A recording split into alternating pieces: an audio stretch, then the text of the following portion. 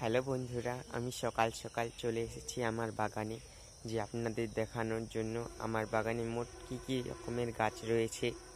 সবের প্রথমে দেখাই, এটা হলো একটি কাঁটা জবা। এটা হলো আমাদের ভাষায় বলা যায় এটাকে লক্ষ্মী গাঁদা।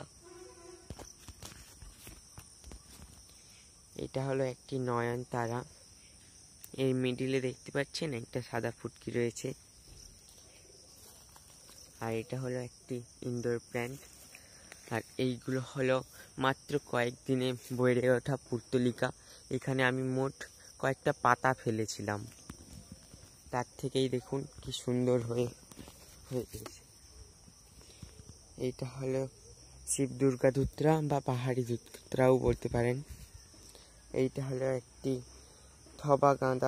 থবা গোলাপের গাছ। এইটা হলো আমার প্রিয় সেই নয়নতারা গাছ।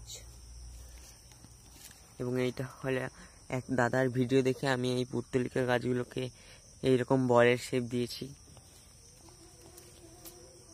এইটা হলো বেলি ফুলের গাছ।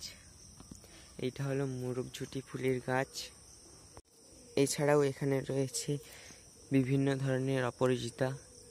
দেখুন, এইটা হলো সিঙ্গেল অপরাজিতা।